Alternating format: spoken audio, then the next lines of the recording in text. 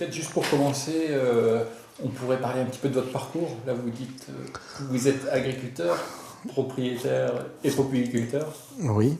Comment vous est venue un petit peu votre passion en fait, pour les peupliers? La passion pour la forêt et les peupliers, elle m'a été donnée familialement par mon grand-père qui adorait les arbres, certainement, même si je l'ai peu connu, mais qui en a planté beaucoup. Mon père s'est occupé des peupliers. Et tout petit, je me suis occupé d'arbres, que ce soit ici avec des peupliers, ou que ce soit dans le Massif central avec du conifère aussi au demeurant. Et j'ai passé mes vacances tout le temps à m'occuper des arbres, entre autres les lagages, puisque c'est ce qu'on peut faire. J'ai été dans l'industrie pendant longtemps, et quand le hasard a fait que l'entreprise a été vendue, j'ai repris la propriété familiale ici même, qui était en indivision depuis une quarantaine d'années, et l'a transformé tout ce que je pouvais faire donc en peuplerie et l'agrandir. Donc il y a un petit côté agricole parce que bon, il existe et que je ne peux pas le transformer en forêt ou difficilement. Et je me suis investi complètement, non seulement dans la forêt, mais dans les instances aussi forestières à tout niveau, départemental, régional et national. Voilà, et ici, les terres, elles sont à peuplier, à part que quelques secteurs un peu trop secs aujourd'hui sont à transformer ou se transforment avec du robinier, un peu de noyer et potentiellement peut-être avec d'autres variétés.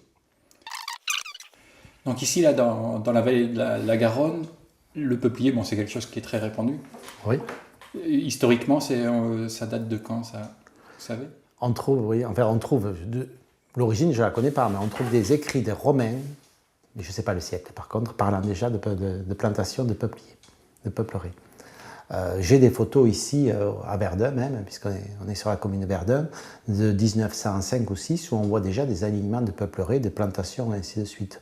Donc je ne dirais pas que ça a toujours existé, mais en fait ça fait déjà plusieurs centenaires que ça existe. Et toutes les structures de bâtiments que vous pouvez trouver dans la région sont toutes en peuplier. Ne serait-ce que les deux poutres qui sont au-dessus de votre tête sont en peuplier. Et tous les bâtiments ici sur la vallée de la Garonne sont en peuplier, toutes les charpentes. Alors ce n'est pas les peupliers qu'on plantait aujourd'hui, certes ils poussaient moins vite parce que c'est d'autres variétés, c'était surtout du peuplier noir puisque c'est lui qu'on retrouve naturellement tout le long de la Garonne, mais il n'y avait pas d'autres bois ici parce qu'après il fallait chercher, il n'y a pas de chêne, donc il fallait chercher du conifère très loin ou des chênes de toute façon très loin. Donc toutes les maisons d'habitation en gare sont en peuplier entier, à peine équarri. Et là, quelquefois, quand on se promène le long de la Garonne, dans les peupleraies, on voit du maïs entre les peupliers. Est-ce que ça, c'est une pratique qui date aussi depuis longtemps? Non, on en trouve de moins en moins. Il s'en fait encore un tout petit peu, mais il faut plutôt remonter sur le Lot-et-Garonne pour le trouver. Ici, ça s'est très peu fait. Ça s'est fait un petit peu à une époque où on avait plus d'eau, plus de neige dans les Pyrénées, donc on avait plus d'eau. Aujourd'hui, ça me paraît inconcevable ou difficilement concevable de le faire en vallée de Garonne. On n'a pas assez d'eau en été. Ce qui n'empêche qu'il y a peut-être d'autres choses à étudier pour faire de l'agroforesterie avec d'autres plantes. Je ne crois pas que ce soit le maïs qui soit le meilleur parce qu'il demande de l'eau en même temps que le peuplier.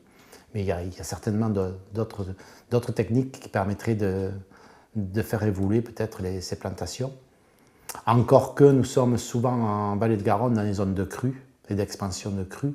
Donc il est certain que ce qu'on cherche en hiver, et ce jusqu'au mois de mai-avril, c'est d'avoir un couvert végétal le plus dense possible de façon à ce que les crues n'emportent pas toute la terre. Qu'est-ce que vous pensez de cette idée de faire des plantations avec 40-50 peupliers à l'hectare, avec des cultures intercalaires? Alors je ne suis pas contre sur le principe, loin de là. Ça mérite d'être étudié.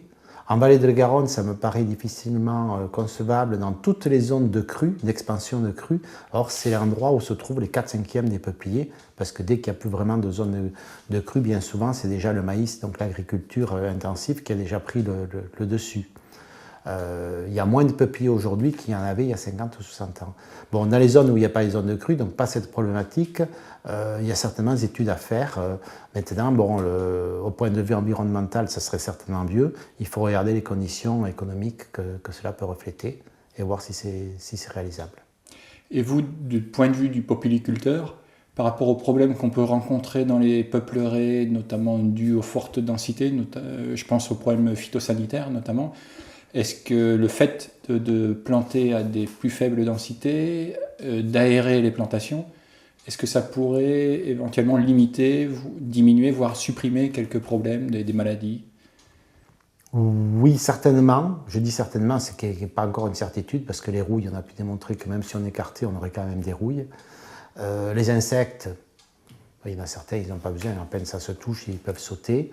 Par contre, si on écarte plus, on sait que le rendement économique, on n'en a plus. Donc il n'y a plus de réalisation de peuplerie. Si on écarte plus, les tentatives qui ont été données ne permettent pas de vivre, il n'y a pas assez de bois.